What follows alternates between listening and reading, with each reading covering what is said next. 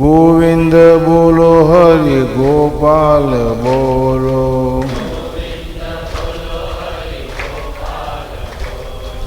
ગોવિંદ બોલો હરિ ગોપાલ બોલો.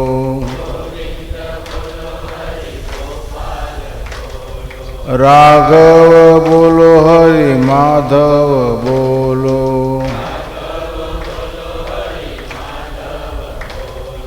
માધવ બોલો હરિ કેશવ બોલો.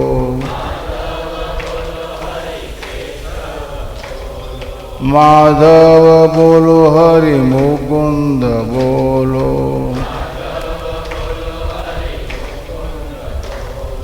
ગોવિંદ બોલો હરિ ગોપાલ બોલો.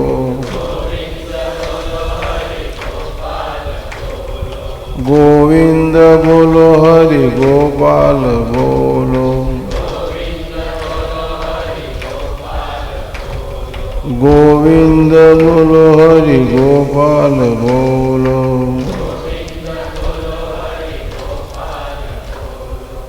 ચૈતન્યમ શાશ્વતમ શાંતમ વ્યોમાતીતમ નિરંજનમ નાદબિંદુ કલાતીતમ તસ્મૈ શ્રી ગુરુવે નમઃ. અખંડમંડલાકારમ વ્યાપ્તમ યેન ચરાચરમ તદપદમ દર્શિતમ યેન તસ્મૈ શ્રી ગુરુવે નમઃ. ધ્યાનમૂલમ ગુરુર્મૂર્તિ પૂજામૂલમ ગુરુર્પદમ મંત્રમૂલમ ગુરુર્વાક્યમ મોક્ષમૂલમ ગુરુર્કૃપા. અચતુર્વદનો બ્રહ્મા દ્વિબાહુ પરોહરિ અબાલલોચન શંભુર્ભગવાન બાદરાયણ. શંકરમ શંકરાચાર્ય કેશવમ બાદરાયણ. સૂત્રભાષ્ય કૃતો વંદે ભગવંતો પુનઃ પુનઃ ભગવંતો પુનઃ પુનઃ. ભારતીય વૈદિક સંસ્કૃતિની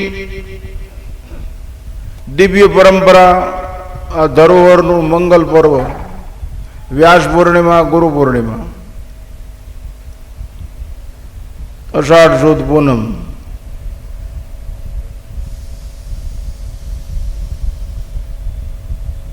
વ્યાસજીએ શાસ્ત્રોનો વિસ્તાર કર્યો અને સરળતા ઊભી કરી સમજાઈ શકાય એ માટે.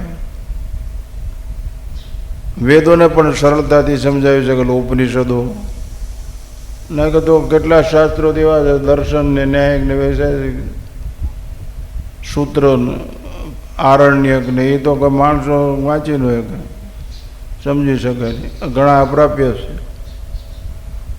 આ બધા ગ્રંથો ગ્રંથિ તોડી નાખવા માટે ગાંઠું જે વળી ગઈ છે ને આપણને એ બધી ગાંઠું તોડી નાખવા. હું શરીરધારી છું,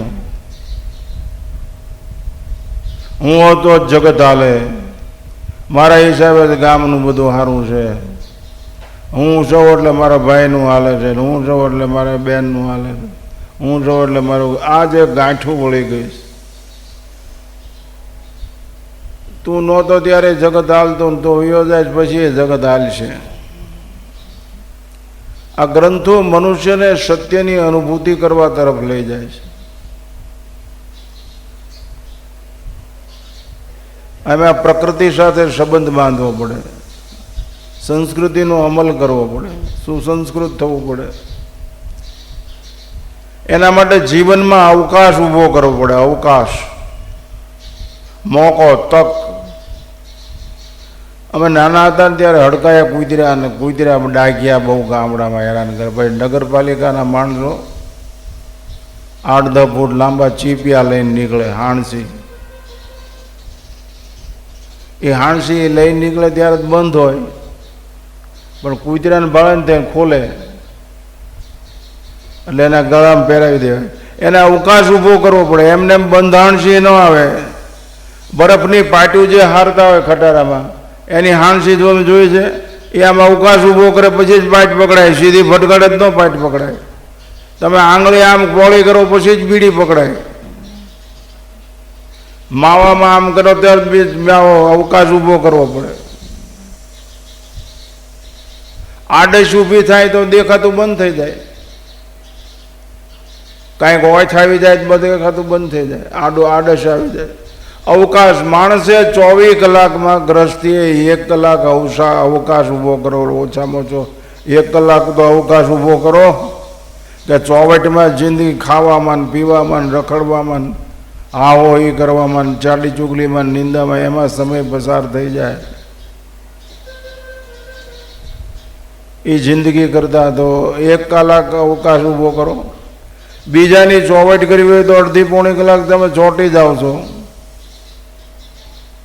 એ તમને નડશે, તમારા ચિત્તમાં સંસ્કાર ખરાબ પડશે, એ વારંવાર યાદ આવશે. પોઝિટિવ જીવતા જીવતો જેથી ચિત્તમાં સંસ્કાર ખરાબ પડે નહીં. એક વાત બની ગયા પછી 10 વખત યાદ કરો તો વાત એક જ વાર બની પણ 10 વખતના શ્વાસ ખાઈ જાય. એ હિસાબ કરતા આવડવું જોઈએ. પહેલાની જે વાત હતી એ જે વાત હોય, પણ અત્યારે 2 રૂપિયા ખોવાઈ ગયા હોય તો અડધો કલાક કે કલાક ગોતાય નહીં. જે કામ કરતા હોય તે કરીને એ 2 રૂપિયામાં 200ની ખોટ જાય.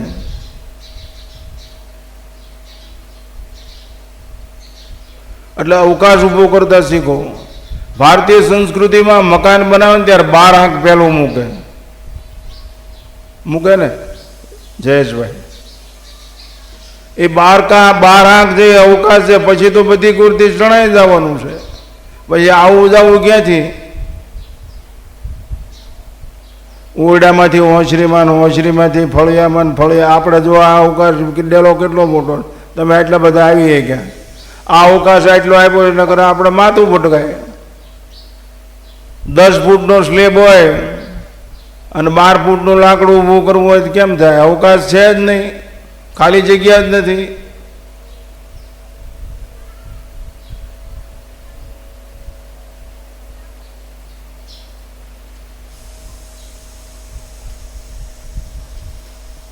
ઈશ્વર છે જ ને છે, ભગવાન છે જ.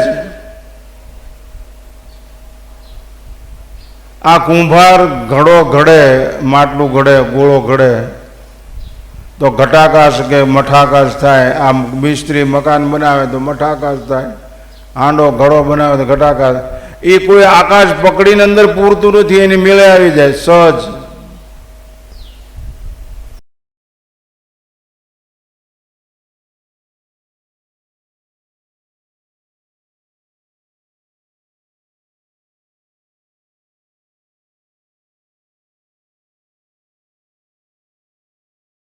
એ ઘડામાં એમ તમારા આપણી પાસે ચિદાકાશ છે જ.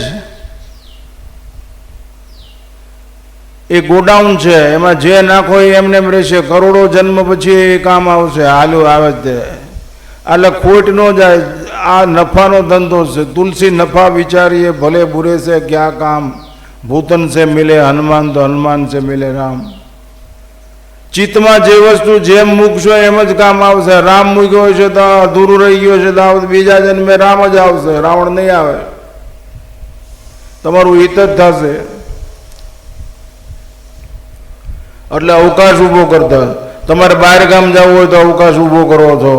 અહીં તમે કેટલા આવ્યા છે તો કેટલા બહાર ગામથી આવ્યા છે બધા, કોઈ જુદા જુદા શહેરમાંથી. તો અવકાશ ઊભો કર્યો ને ત્યાં નગર શું આવી.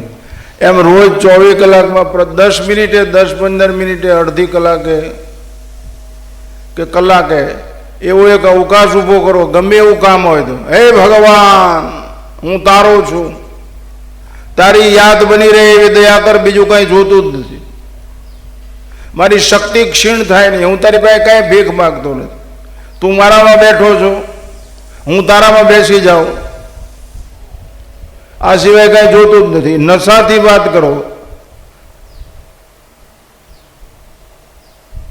તારા પ્રત્યે મારો પ્રેમ અતૂટ જળવાઈ રહે એવી કૃપા કરે. હમણાં 1-2 ભાઈ વરસાદ ચાલુ થયો ને તો મને કે બાપુ પ્લાસ્ટિકની કોથળી છે. મેં કહા શું કર્યું? એ કે મોબાઈલ પલ્લે નહીં. એટલે કેટલા માણસો સાવધાન છે. 50,000-60,000નો એન્ડ્રોઈડ મોબાઈલ પલ્લે નહીં એટલે પ્લાસ્ટિકની કોથળી, પ્રૂફ ગોતે. તો તમે મરી ન જાઓ અથવા હેરાન નો ડખે ન ચડે તો આ બાવા એટલું મતે તમને કઈ શરમ જેવી જાય છે કે નહીં?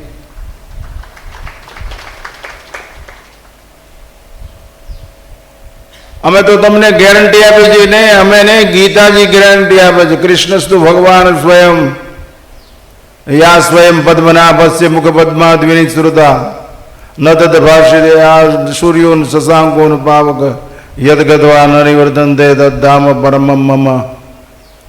ગેરંટી. પછી પાછું આવવાનું જ નથી. અવકાશ ઉભો કરો.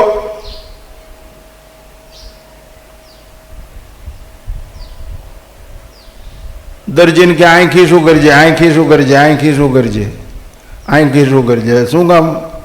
અરે કે બીડી નાખવા થાય, પૈસા નાખવા થાય, કાગળિયા નાખવા થાય. કોઈ એન્જિનિયર હોય તો પાના પકડ ને એવું બધું જુદી જુદી જાતના ખિસ્સા સીવડાવે. અવકાશ ઊભો કરે વસ્તુ મૂકવાનો. એક ઘરની અંદર લબાલબ માલ સામાન ભર્યો ઠાઈન અને એમાં પછી તમારે કબાટ મૂકવું હોય તો આવે? કારણ કે અવકાશ જ નથી, ખાલીપો જ નથી. અને ખાલીપો કદાચ ઊભો થાય તો પૂરતા નથી આવડતો.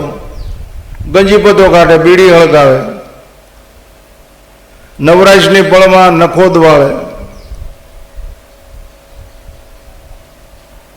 બીડી હળગાવે, ગંજીપતો કાઢે, કાં ચોવાટ કરે. ઓલો મગન કે નહોતો આમ કહેતો ના, અરે ભલા માણસ. ખાલી કો કીર્તન ગાવા માંડ, શાસ્ત્ર વાંચવા માંડ, સત્સંગ કરવા માંડ, માળા ફેરવવા માંડ, જોરથી બોલવા માંડ, ભગવાનની પાસે મંદિરે જા, સારી જગ્યાએ બેસ, એકાંતમાં તળાવની જગ્યાએ જા, વૃક્ષ પાસે જે કંઈક આપે છે એના શરણમાં બેસો. વૃક્ષ આપે છે, સરોવર આપે છે. અરે માઇલસ્ટોન પાસે જઈને બેહો ને, એ તમને એમ કહે છે કે ના યાર તમે પાળિયાદથી આટલા દૂર છો, એ એટલો તમે પાણા પાસે બેને એટલો બોધ લ્યો કે તમને આ પાણો એમ કહે છે કે તમે પાળિયાદથી હવે આટલા કેટલા મીટર દૂર છો.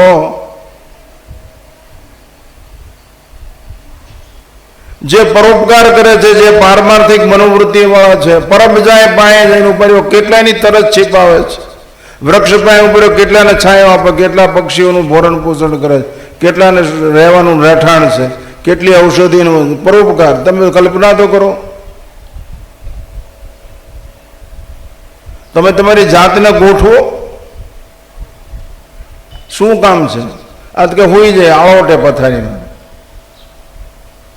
પૂતા જે હુખ ને હક નહીં કે બોલ્યો. શું જરૂર છે?